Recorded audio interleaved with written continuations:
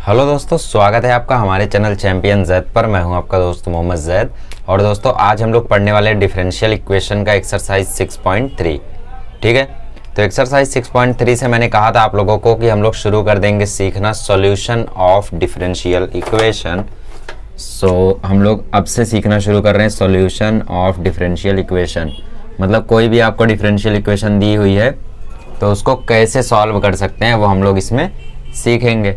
ठीक है, तो सॉल्यूशन ऑफ डिफरेंशियल इक्वेशन देखो तीन तरीके से पॉसिबल है। पहला वेरिएबल सेपरेबल मेथड जो कि आज सीखेंगे, वेरिएबल सेपरेबल मेथड जो कि आज सीखेंगे। और इसके बाद होमोजीनियस डिफरेंशियल इक्वेशन को सॉल्व करने का मेथड जो कि कल सीखेंगे, आई मीन नेक्स्ट एक्सरसाइज में सीखेंगे। ठीक है, और थर्ड लीनियर डिफरेंशियल इक्वेशन जो कि हम लोग फिफ्थ एक्सरसाइज में सीखेंगे। मतलब थर्ड एक्सरसाइज में सीख रहे हैं वेरिएबल सेपरेबल मेथड, फोर्थ में होमोजीनियस और फिफ्थ में सीखेंगे लीनियर डिफरेंशियल इक्वेशन। ये तीन तरीके से सॉल्यूशन डिफरेंशियल इक्वेशन के पॉसिबल हैं, तो ये हम लोग सीखेंगे। तो आज हमें क्या सीखना है? आज हमें सीखना है वेरिएबल सेपरेबल मेथड। अच्छा, तो पता कैसे करते हैं कि एक डिफरेंशियल इक्वेशन का सॉल्यूशन क्या है? पहले क्वेश्चन में आपको क्या बोला है कि वेरीफाई करो या प्रूफ करो कि दिया हुआ जो इक्वेशन है उसके साइड में लिखा हुआ जो इक्वेशन है वो उसका सॉल्यूशन है या नहीं है। मतलब एक जो दिया हुआ डिफरेंशियल इक्वेशन है क्या वो दिए हुए इक्वेशन का सॉल्यूशन है या नहीं है। तो ये कैसे पता करते हैं? इसके लिए हम लोग दो रास्ते हैं हमारे पास पहले क्वेश्चन को सॉल्व करने के। या तो आंसर को इंटीग्रेट कर दो, या तो जो डिफरेंशियल इक्वेशन है उसको इंटीग्रेट कर दो, या तो फिर जो हम लोगों का नॉर्मल इक्वेशन है उसे डिफरेंशिएट कर दो। उसे डिफरेंशिएट कर दोगे तो D Y by D X पे पहुंच जाओगे, D Y by D x को इंटीग्रेट कर दोगे तो इक्वेशन पे पहुंच जाओगे। तो फिलहाल हम लोग डिफरेंशिएशन से ही उसे वेरीफाई करेंगे, तो वो तो क्वेश्चन नंबर 1 की बात है, उसे छोड़ो। आइए हम सीखना शुरू करते हैं variable separable method. Variable separable method में हम क्या करते हैं, ये मेथड एक ऐसा है ना, मतलब जिसका कोई फिक्स्ड पैटर्न नहीं है। ये मेथड ऐसा है जिसके लिए आप लोगों को मतलब थोड़ा सोचना पड़ेगा, दिमाग लगाना पड़ेगा। बट बाकी दो मेथड का एक फिक्स्ड पैटर्न है, पहचानने का एक सीधा सा तरीका है। आपको पहचानने में तुरंत आ जाएगा कि भैया लीनियर डिफरेंशियल इक्वेशन है या होमोजीनियस है। और अगर दोनों नहीं है इसका मतलब वेरिएबल सेपरेबल है। ठीक है, अच्छा तो वेरिएबल सेपरेबल मेथड क्या है? देखो जैसे लिखा है D Y by D x बराबर एक्स वाई। इसमें हम क्या करते हैं ना, x को हमेशा x वाली सारी टर्म्स को dx के साथ कंबाइन कर देते हैं और y वाली सारी टर्म्स को dy के साथ कंबाइन कर देते हैं और फिर इंटीग्रेट कर देते हैं हम लोग। तो फिर हमारे पास आंसर आ जाता है।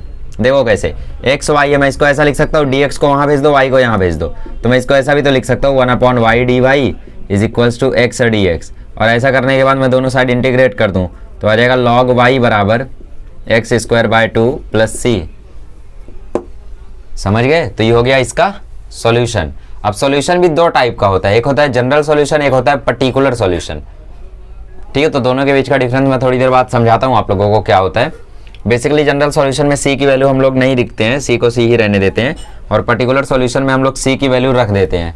ठीक है, तो एक पर्टिकुलर सॉल्यूशन आ जाता है। और जनरल सॉल्यूशन में सी की वैल्यू हम लोग नहीं रखते हैं। फिलहाल छोड़ो वो सब।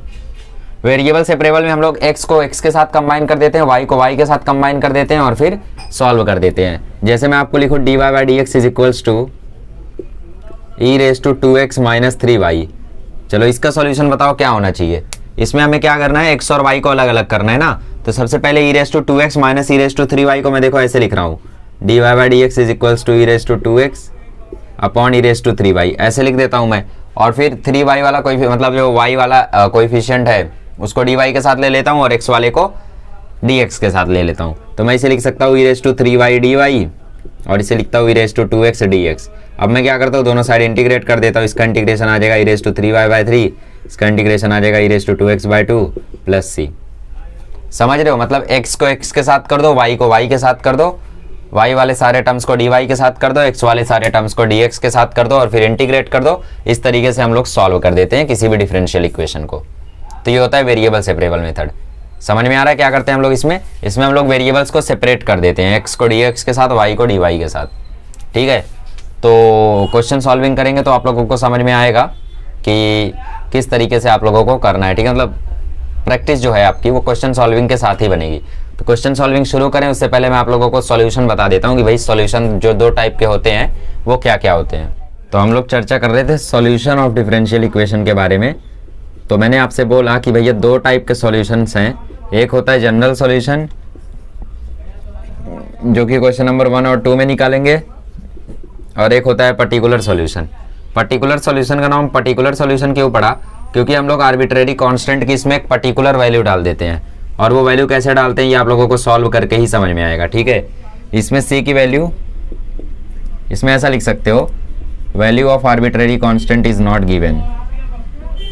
ठीक है, value of arbitrary constant is not given.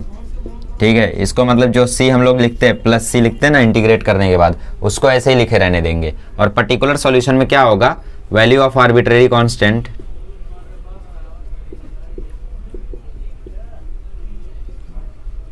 will be calculated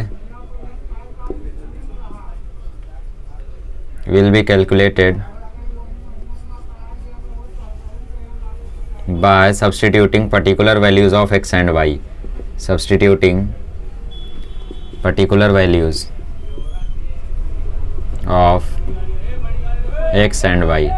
ठीक है, तो क्योंकि हम लोग इसमें एक्स वाई की कुछ वैल्यूज डाल के सी की वैल्यू कैलकुलेट कर लेंगे, तो सी की वैल्यू कैलकुलेट करके अगर इक्वेशन का सॉल्यूशन लिखते हो तो उसे पर्टिकुलर सॉल्यूशन बोलते हैं, और अगर बिना सी की वैल्यू कैलकुलेट किए लिखते हो तो उसे जनरल सॉल्यूशन बोलते हैं। जैसे एक एग्जांपल मैं यहाँ पे लिख देता हूँ, y is equals to log x plus c, ये एक जनरल सॉल्यूशन है, और y is equals to log x plus 3 एक पर्टिकुलर सॉल्यूशन है।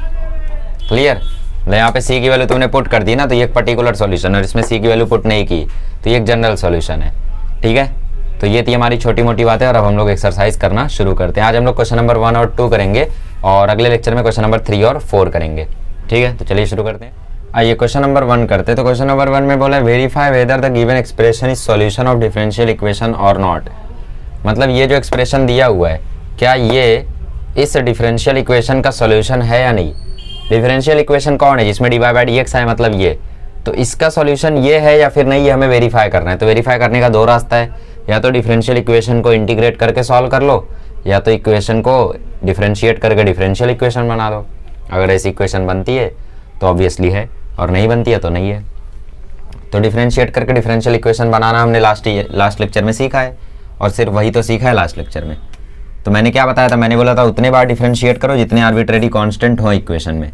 तो कितनी इक्वेशन है इसमें, सॉरी कितने आर्बिट्रेरी कांस्टेंट है इसमें, एक, और यहाँ पर d Y by D x ही है सिर्फ, ये भी चेक कर लिया करो। ठीक है, जैसे यहाँ पे मान लो अभी D two Y by D x square होता, अगर यहाँ पे अगर D two Y by D x square होता तो ऑब्वियसली उसका मीनिंग ये था कि हमें 2 बार डिफरेंशिएट करना है, राइट। बट क्योंकि यहाँ पे एक ही d Y by D x है, D Y by D x जो ऑर्डर है वो एक ही है, तो इसीलिए हम लोग सिर्फ एक बार डिफरेंशिएट करेंगे। नेक्स्ट वाले में देखो आर्बिट्रेरी कांस्टेंट एक ही है, बट यहाँ पे डिफरेंशिएट 2 बार कर रखा है इन्होंने।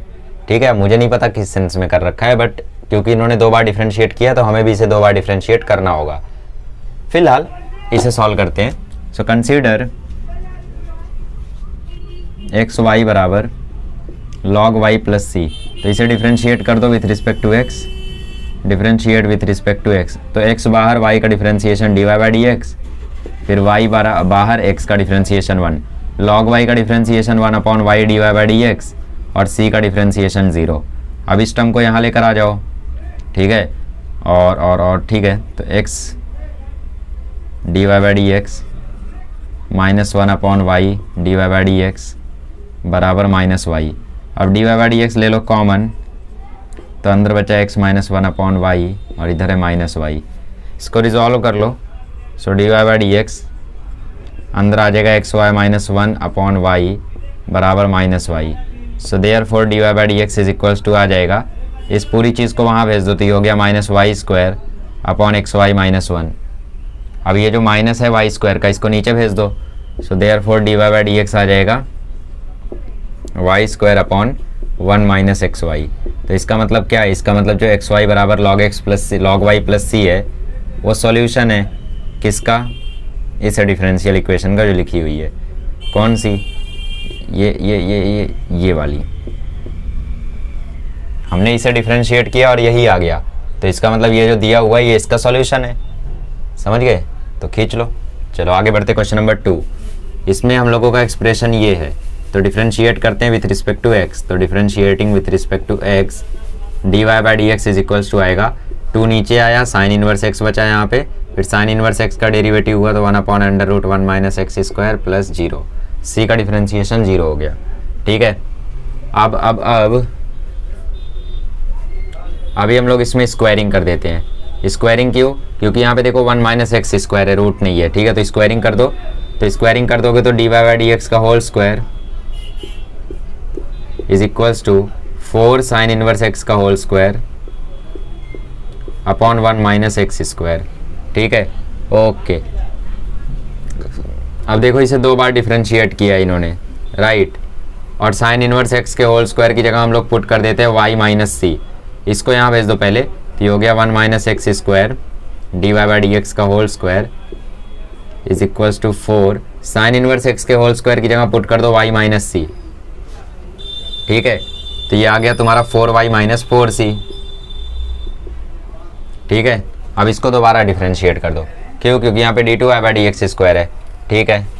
तो डिफ्रेंशिएट करते हैं, देखो डिफ्रेंशिएट करोगे तो 1 माइनस एक्स स्क्वायर जो है वो एक बार बाहर होगा, डिफ्रेंशिएशन होगा इसका, इसमें सबसे पहले पावर का डिफ्रेंशिएशन होगा तो ये आएगा 2dy बाई डी एक्स, फिर dy बाई डी एक्स का डिफ्रेंशिएशन होगा तो d2y by D x square आएगा, फिर plus dy by D x हो गया बाहर, dy बाई डी एक्स का होल स्क्वायर हो गया बाहर, इसका डिफ्रेंशिएशन होगा तो ओके इज इक्वल्स टू में क्या आ जाएगा, 4y का डिफ्रेंशिएशन हो जाएगा 4dy बाई डी एक्स, और 4c का डिफ्रेंशिएशन तो 0 है ही, ठीक है, ठीक है।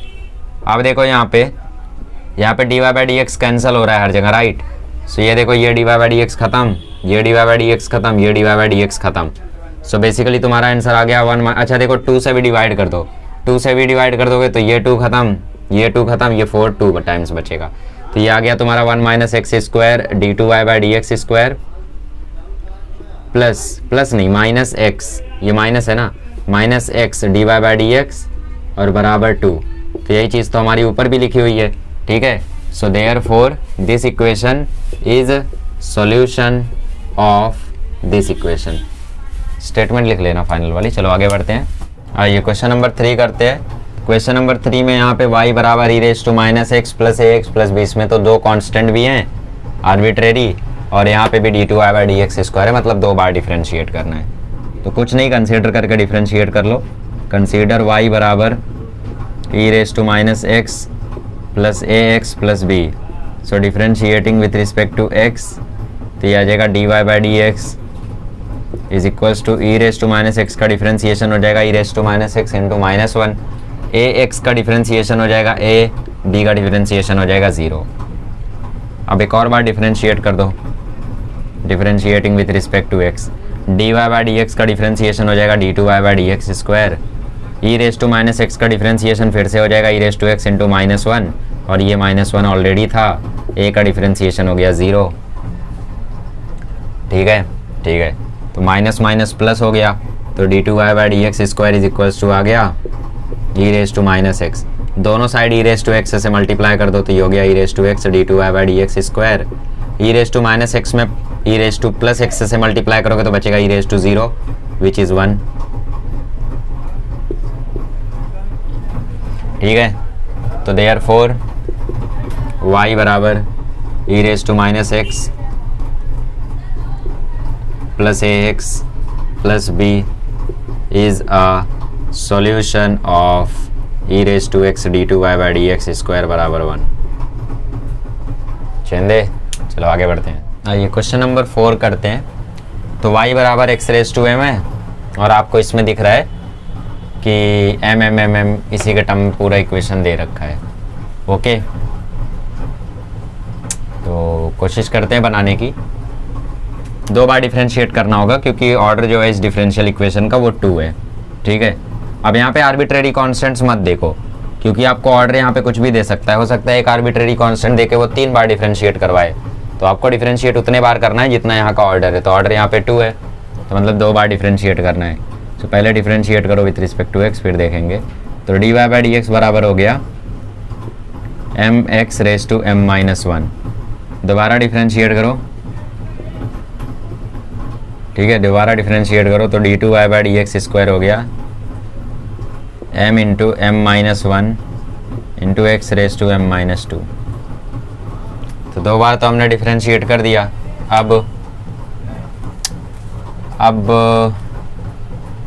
क्या कर सकते हैं, अब हमें ऐसे इक्वेशन में बनाना है इसको, ठीक है, ओके। तो हमें किसकी ज़रूरत है, हमें ज़रूरत है X square D two Y by D x square की, तो देखो D two Y by D x square is equals to M minus one. X raise to M minus two को मैं लिख सकता हूँ X raise to M upon X square, लिख सकता हूँ ना। अब इस एक्स स्क्वायर को यहाँ भेज दो तो ये हो जाएगा x square D two Y by D x square is equals to M minus one X raise to M. ठीक है, ठीक है। अब एक्स रेस टू एम की जगह वाई तो नहीं सब्सटीट्यूट करना चाहिए क्योंकि यहाँ पे देखो एम एक्स है, राइट। एम एक्स के साथ D Y by D x है, तो देखो एम एक्स की पावर अगर मैं एम माइनस वन बना दूँ तो उसकी जगह मैं D Y by D X लिख सकूँगा। तो मुझे यहाँ पे एक्स की पावर एम माइनस वन बनानी है, उसके लिए मैं डिवाइड बाई एक्स और मल्टीप्लाई बाई एक्स कर लेता हूँ। So divide by X multiply by X, तो ये हो गया X square D two Y by D x square is equals to M minus one X की पावर एम। ये नीचे वाला एक्स जब ऊपर जाएगा तो ये हो जाएगा एम माइनस वन और ये एक्स को अलग रहने दो। ठीक है, तो m into X raise to M minus one की जगह क्या आ जाएगा D Y by D x. तो ये हमारा आ गया X square D two Y by D x square is equals to ये m माइनस वन रह गया, ये m माइनस वन और m X raise to m minus one की जगह हम लोग लिख सकते हैं D Y by D x. ठीक है, और ये डॉट x। ओके, और अब हमें ज़रूरत है एम वाई की। तो एम वाई हम लोग कैसे ला सकते हैं, देखो एम वाई हमें लाना है इस x into M minus one की हेल्प से। ठीक है, एम वाई। तो बेसिकली हमें क्या करना होगा, हमें इस x को मतलब x को हमें अलग करना पड़ेगा वहाँ से, राइट। और देखो सबसे पहले हम लोग इस ब्रैकेट को ओपन करते हैं। तो ये x square D two Y by D x square है और इज इक्वल्स टू में है m x D Y by D x और minus x D Y by D x. ठीक है, बराबर ज़ीरो। तो बेसिकली हमारे पास m x D Y by D x तो अवेलेबल है, इस x D Y by D x की जगह मुझे एम वाई बनाना है। तो x D Y by D x की जगह मैं एम वाई कैसे बना सकता हूँ, देखो। ठीक है, एम वाई बनाना है इसकी जगह मुझे। तो क्या कर सकता हूँ मैं, देखो एम यहाँ पे है। हाँ, ध्यान से देखो, अगर मैं इस इक्वेशन को थोड़ा सा सिंप्लीफाई करूँ, इस इक्वेशन में मैं D Y by D x is equals to, इसको मैं ऐसा लिख दूँ m x raise to M upon x. ये x raise to M minus one था, इसको मैंने x raise to M upon x raise to one कर दिया। चलेगा, चलेगा। तो x D Y by D x की जगह क्या आ जाएगा, देखो x D Y by D x की जगह आ जाएगा M x raise to M, but हमारा जो एक्स रेस टू एम है वो तो y के इक्वल है, वो तो y के इक्वल है। तो इसकी जगह मैं लिख सकता हूँ y, यहाँ पे लिख दो फ्रॉम वन। ठीक है, और इसको दे दो नंबर वन। नहीं समझे, यहाँ पे जो एक्स रेस टू एम आया था वो एक्स रेस टू एम तो y के इक्वल है, तो उसकी जगह मैंने y लिख दिया। फिर से समझो, पूरा समझो। देखो m X raise to M minus one था, मैंने इसको लिखा m X raise to M upon x raise to one, ऐसा आया। अब x को मैंने यहाँ भेज दिया तो x D Y by D X बन गया। x D Y by D x बराबर m X raise to m हमारे पास बचा, यहाँ पे m X raise to m बचा और x रेस टू m हमारा y के बराबर था, तो ये बन गया m y। तो x D Y by D x की जगह पुट कर दो m y। सो देयरफॉर ये आ जाएगा x square D two Y by D x square, इसको इधर घसीट लो तो minus m x D Y by D x, और वो x D Y by D x को इधर घसीट लोगे तो plus x D Y by D x आ जाएगा, plus x D Y by D x आ जाएगा। और x D Y by D x की जगह लिख सकते हैं हम लोग एम वाई, तो प्लस एम वाई बराबर ज़ीरो। ठीक है, तो ये हो गया हमारा final answer. Therefore y equal to X raise to M is solution for this differential equation. जिनको नहीं समझा वो दोबारा देखो, हमने दो बार डिफरेंशिएट किया, यहाँ तक पहुँचे। उसके बाद हमें क्या करना था, x square D two Y by D x square बनाना था। तो x raise to M minus two में से एक्स स्क्वायर मैंने अलग किया और x square D two Y by D x square बनाया। और अब मेरे को x D Y by D x लाने के लिए, ठीक है, x D Y by D x लाने के लिए मुझे इसके जैसा कुछ बनाना था। तो x D Y by D X मैंने इस तरीके से लाया, यहाँ पे एक्स रेस टू एम में नीचे ऊपर एक्स से मल्टीप्लाई करके, तो वो आ गया हमारा। उसके आने के बाद हमने जब ब्रैकेट ओपन किया तो ये ब्रैकेट ऐसे ओपन होगा ना, m d Y by D x into x minus one d Y by D x into x, मतलब x D Y by D x. तो बेसिकली ये इस साइड आ गया और x D Y by D x की value जब मैंने इस इक्वेशन टू को थोड़ा सॉल्व करके कैलकुलेट की तो वो आ गई है। ठीक है, तो बेसिकली इस तरीके से आप लोग लिख सकते हो। बाकी इसको इक्वेशन 3 दे दो, इसको इक्वेशन 3 दे दो और यहाँ पे लिख दो फ्रॉम 3।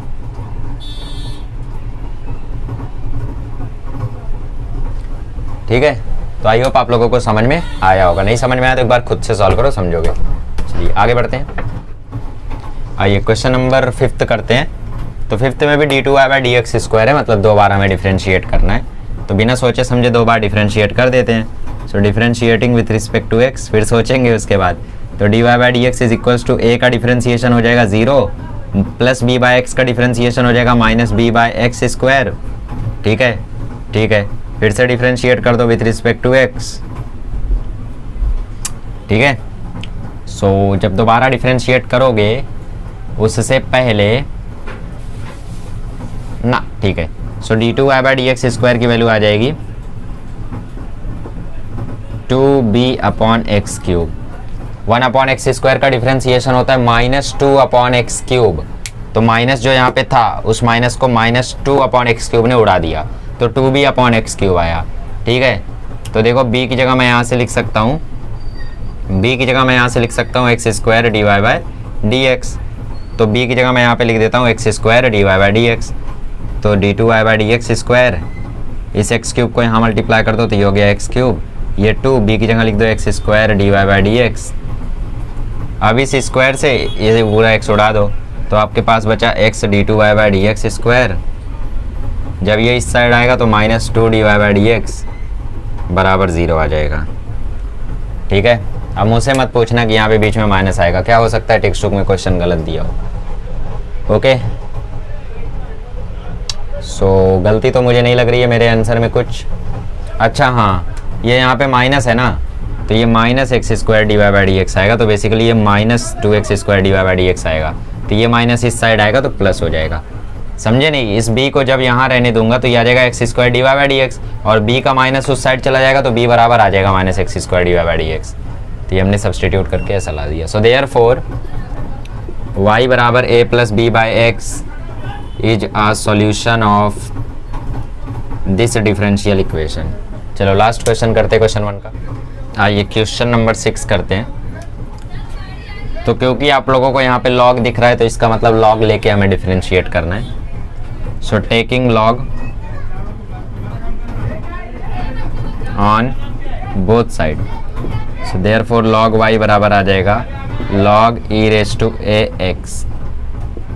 सो log y बराबर आ जाएगा ax, नीचे आ जाएगा, यहाँ पे बचेगा log e। log e की वैल्यू 1 होती है क्योंकि ये नेचुरल लॉग है। सो देयरफॉर log y बराबर आ गया ax, ठीक है, सिंस log e बराबर 1। डिफरेंशिएट कर दो with respect to x। So therefore log y का डिफरेंशिएशन हो गया 1/y dy/dx, इधर डिफरेंशिएशन हो गया है। अब हमें a की वैल्यू डालनी है यहाँ पे, तो a की वैल्यू हम लोग यहाँ से निकाल सकते हैं। ये देखो a की वैल्यू यहाँ से क्या आ जाएगी log y/x। तो a की जगह डाल दो log y/x, तो देयरफॉर 1/y dy/dx। तो ये आ जाएगा 1/y dy/dx, a की जगह log y/x। तो x को यहाँ कर दो, y को वहाँ कर दो। So therefore x dy/dx is equals to y log y। So therefore y बराबर e⁻ax is a solution of x dy/dx बराबर y log y। आसान, इजी है यार सब। चलो अब हम लोग वेरिएबल सेपरेबल जो हमने सीखा था उसको शुरू करते हैं हम लोग सॉल्व करना क्वेश्चन नंबर 2 में। उसमें कुछ 10 क्वेश्चंस है, तो सीखते हैं कि वेरिएबल सेपरेबल कैसे यूज़ करते हैं, ठीक है। वैसे तो थोड़ा बहुत आइडिया मैंने दे दिया है, बट फिर भी देखते हैं। आइए क्वेश्चन नंबर 1 करते हैं वेरिएबल सेपरेबल का। तो मैंने क्या बोला था, मैंने बोला था dy के साथ सारे y वाले कोएफिशिएंट्स और dx के साथ सारे x वाले टर्म्स। तो बेसिकली हमें क्या करना है, इस 1 + y² को यहाँ भेज देना है, इस 1 + x² को यहाँ भेज देना है, ठीक है। सो देयरफॉर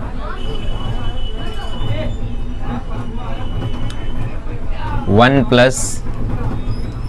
देखो इस 1 + y² को नीचे भेजो तो ये हो गया 1 + y² dy, और इस dx को वहाँ भेजो तो ये हो गया 1/1 + x² dx। फिर उसके बाद दोनों साइड इंटीग्रेट कर दो, ठीक है, integrating both side. Therefore integration of 1/1 + y² dy is equals to integration of 1/1 + x² dx। 1/1 + y² का इंटीग्रेशन आ जाएगा tan इनवर्स y, और इसका इंटीग्रेशन आ जाएगा tan inverse x + c। Therefore this is the general solution, ठीक है। ये क्या हो गया हमारा जनरल सॉल्यूशन। आगे बढ़ते हैं। अब यहाँ पे दिया log dy/dx, ओके। इसको कैसे करेंगे, यहाँ पे बेस में देखो कुछ नहीं है, मतलब ये है। तो dy/dx में अगर मैं log से रिमूव करूँ तो dy बाई डी एक्स बराबर मैं लिख सकता हूँ ई raise to 2x plus 3y। और अब देखो इसको मैं कर सकता हूँ dy by D x is equals to e raise to 2x into e raise to 3y। तो ई रेस टू 3y को dy के साथ ले लो, तो ई रेस टू 3y जब यहाँ आएगा तो ये हो जाएगा 1 upon e raise to 3y dy, और इस साइड आ जाएगा e raise to 2x dx, तो ये हो जाएगा e raise to minus 3y dy, और ये हो जाएगा e raise to 2x dx। अब दोनों साइड इंटीग्रेट कर दो, integrating both side, therefore integration of e raise to minus 3y dy integration of e raise to 2x dx। E raise to minus 3y का integration आ जाएगा e raise to minus 3y upon minus 3, इसका integration आ जाएगा e raise to 2x upon 2 plus c। This is the general solution. ठीक है, क्योंकि c की वैल्यू हम लोग नहीं लिख पा रहे, क्वेश्चन में बोला भी नहीं है, तो ये हो गया जनरल सॉल्यूशन। आसान है ना। चलो आगे बढ़ते, आइए क्वेश्चन नंबर 3 करते हैं। क्वेश्चन नंबर 3 में y minus x D Y by D x, तो इसमें भी वेरिएबल सेपरेबल ही करना है, तो करते हैं कोशिश। देखो इसको मैं इक्वल करके लिख सकता हूँ y बराबर x D Y by D x. फिर मैंने क्या बोला, डी वाई के साथ y, तो y को यहाँ भेज दो और dx को वहाँ भेज दो, तो dx बराबर हो गया x by y D y. ठीक है, अच्छा अब इस x को यहाँ भेज दो, सो देयरफॉर ये हो गया 1 अपॉन एक्स डी एक्स, और ये हो गया 1 अपॉन वाई डी वाई। ठीक है, अब इंटीग्रेटिंग बोथ साइड कर दो, सो इंटीग्रेटिंग बोथ साइड। एक बार वेरिएबल्स अलग हो जाएं तो उसके बाद उनको इंटीग्रेट कर दो, तो ये हो गया integration of 1 upon x d x, ये हो गया integration of 1 upon Y D y. तो इंटीग्रेशन ऑफ 1 अपॉन एक्स आ गया लॉग एक्स, इसका इंटीग्रेशन आ गया लॉग वाई। और c जब लिखोगे ना, जब c लिखते हो तो अगर x पे लॉग लिए हो, y पे भी लॉग लिए हो, मतलब सारे टर्म पे लॉग है, तो c को सिर्फ c मत लिखो, लॉग c लिख लो। क्यों पता है? ताकि सिंप्लीफाई हो जाएगा। ठीक है, तो लॉग x बराबर देखो क्या आ जाएगा, ये बन जाएगा log m plus log n, तो इसको तुम लिख पाओगे लॉग cy। ठीक है, log m plus log n को लिख सकते हैं लॉग m इंटू n, मतलब लॉग yc बोल दो, फिर उसके बाद लॉग लॉग काट दो, तो देयरफॉर x बराबर cy आ जाएगा इसका solution. This is the general solution. समझ गए ना? वेरिएबल सेपरेट करने के बाद जब भी इंटीग्रेशन में ऐसा हो कि सारे टर्म्स पे लॉग हो, तो c पे भी लॉग ले लेने का थोड़ा सिंप्लीफाई हो जाता है। नहीं लिए तो चलेगा, कोई बात नहीं, यहाँ पे भी आंसर छोड़ सकते हो, गलत नहीं माना जाएगा। आइए इसे करते हैं। तो सबसे पहले तो इक्वल के उस साइड लेकर जाते हैं, तो sec square x tan y d x बराबर minus of tan x sec square y D y. ठीक है, तो डी वाई के साथ वाई वाले टर्म्स, तो ये वाई वाला टर्म यहाँ पे है, ये वाई वाला टर्म यहाँ पे नहीं है, तो इसको इसके नीचे भेज दो, और ये टेन एक्स वाला टर्म इसके नीचे भेज दो। ठीक है, तो ये हो जाएगा sec square x upon tan x d x बराबर माइनस ये हो जाएगा sec square y upon tan y D y. अब इंटीग्रेटिंग बोथ साइड कर दो, सो इंटीग्रेटिंग बोथ साइड। तो देखो नीचे का डेरिवेटिव ऊपर अवेलेबल है, तो since integration of f dash x upon f x d x is equals to log mod f x plus c, therefore देखो ना नीचे tan x है, ऊपर उसका डेरिवेटिव sec स्क्वायर x है, नीचे tan y है, ऊपर उसका डेरिवेटिव sec स्क्वायर y है, तो देयरफॉर ये आ जाएगा log ऑफ tan x, इधर आ जाएगा minus log of tan y और प्लस log ऑफ c। ठीक है, tan y को यहाँ ले आ जाओ, तो ये हो जाएगा log of tan x plus log of tan y बराबर log c। अब ये log m plus log n, ये हो जाएगा log m इंटू n, तो log m इंटू n हो जाएगा log tan x tan y is equals to log c। log से log खत्म, so therefore tan x tan y बराबर c। आसान आसान।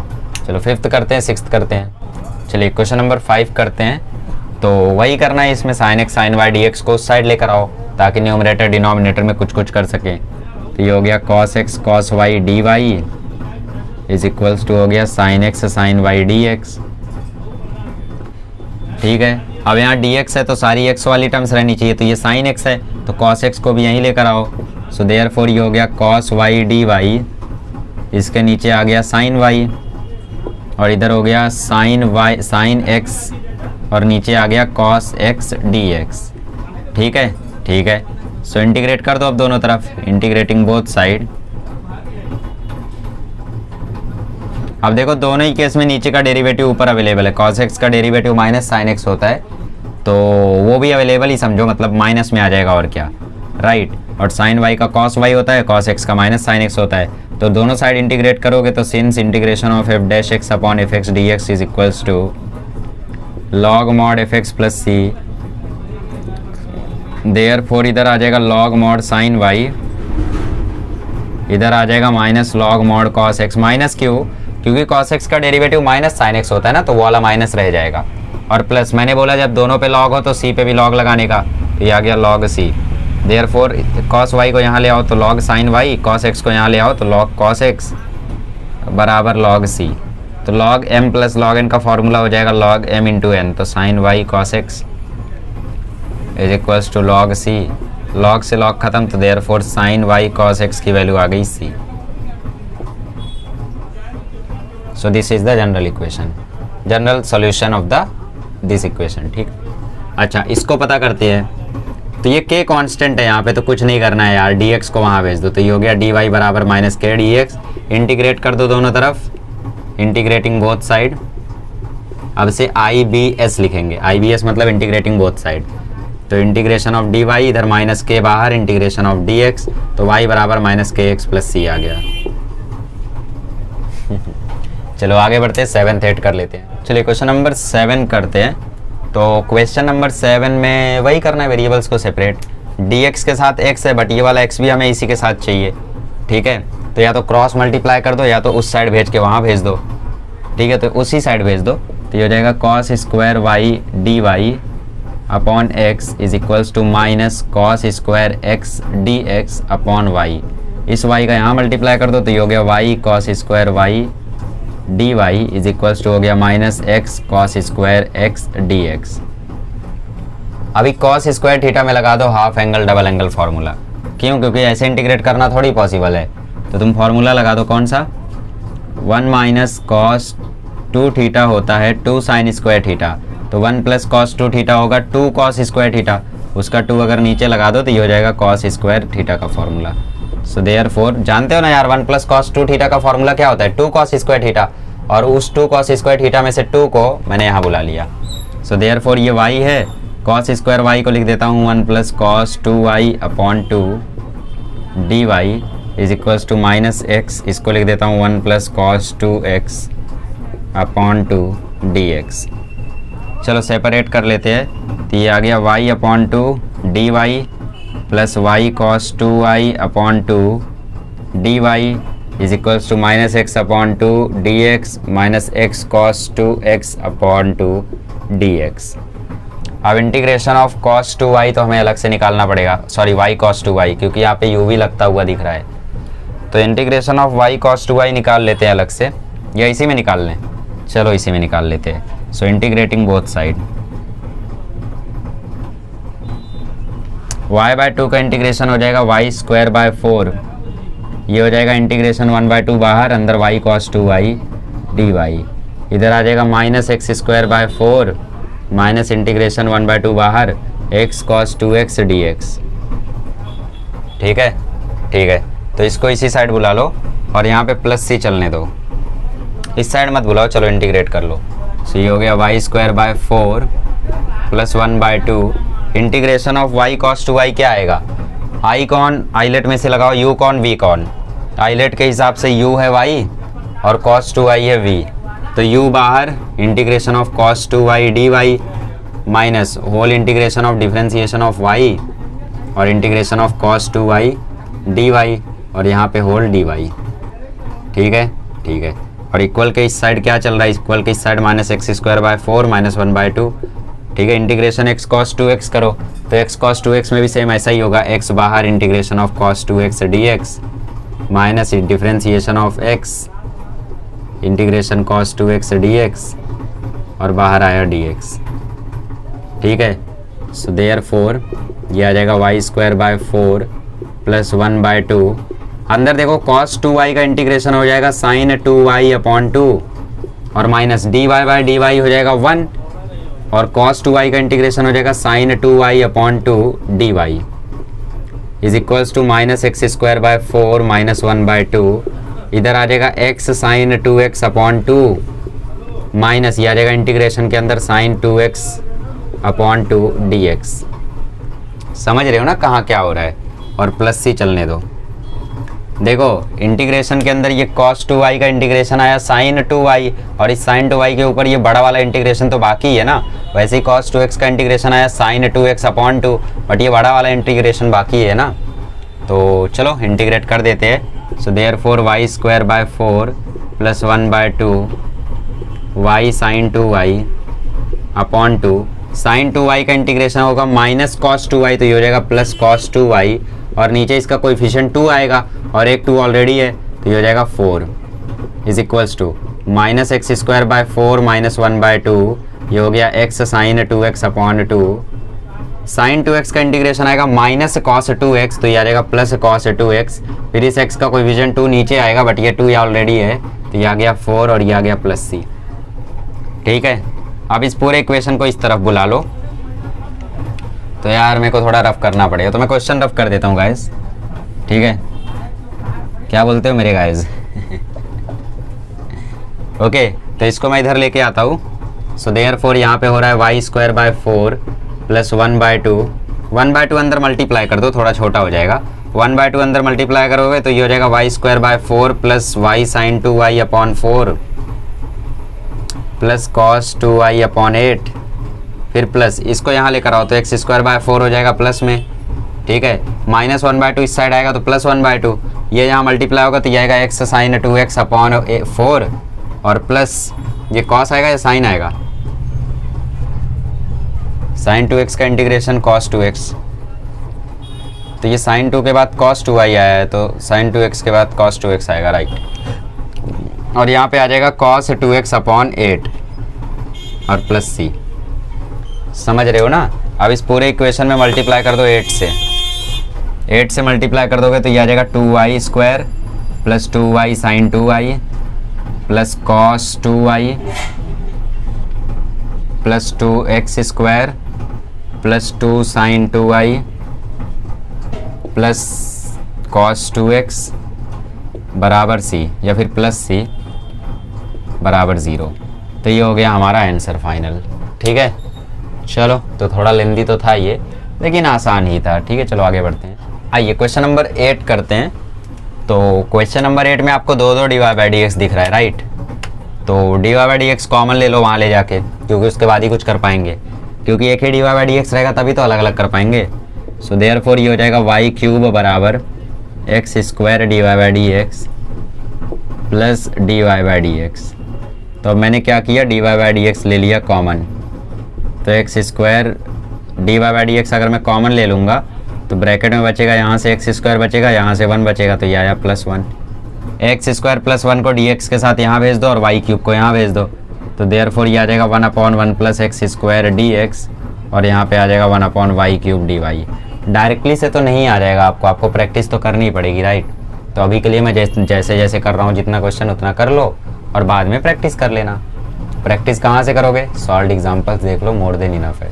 बहुत इंपॉर्टेंट और बहुत बढ़िया क्वेश्चन है वहाँ पे। सो इंटीग्रेटिंग बोथ साइड, शॉर्टकट पे उतर आए, तो इसका इंटीग्रेशन हो जाएगा tan इनवर्स x, इसका इंटीग्रेशन हो जाएगा 1/y क्यूब का इंटीग्रेशन होता है -1/2y square plus c। y की पावर -3 का इंटीग्रेशन करो ना, y की पावर -3 प्लस 1/-3 प्लस 1। ठीक है, तो -1/2y स्क्वायर। ठीक है, ठीक है। तो अभी क्या करो, 2y स्क्वायर को हर एक साइड में मल्टीप्लाई कर दो या फिर यहीं पे छोड़ दो। Therefore the answer is tan inverse x plus 1/2y square बराबर c। ठीक है, अगर चाहिए तो 2y स्क्वायर से मल्टीप्लाई कर दो तो यहाँ पे आ जाएगा 2y स्क्वायर, या सिर्फ y स्क्वायर से मल्टीप्लाई कर दो तो यहाँ आ जाएगा y स्क्वायर और यहाँ भी आ जाएगा y स्क्वायर। बाकी यहाँ पे भी छोड़ सकते हो। ये हो गया GS बॉल। पोकेमॉन की याद दिला दिए तुम तो। जनरल सॉल्यूशन, ठीक है, जनरल सॉल्यूशन GS। यहाँ पे देखो, ये मैंने बोला था कि e की पावर अगर प्लस में हो तो उसको मल्टीप्लाई में तोड़ लेने का, ऐसा इक्वेशन सॉल्व करते टाइम। कब बोला था? अरे बोला नहीं था, बट तोड़ा तो था ना। माइनस को डिवाइड में तोड़ा था, प्लस को मल्टीप्लाई में तोड़ा था, याद करो एक क्वेश्चन में। तो वैसे ही यहाँ पे भी करना है, 2e⁻x डॉट e⁻2y dx, इसको वहाँ भेज दो तो ये हो गया 3dy। अब इस e⁻2y को वहाँ भेज दो, so therefore 2e⁻x dx is equals to e⁻2y 3 और dy। अब दोनों साइड इंटीग्रेट कर दो, सो इंटीग्रेटिंग बोथ साइड,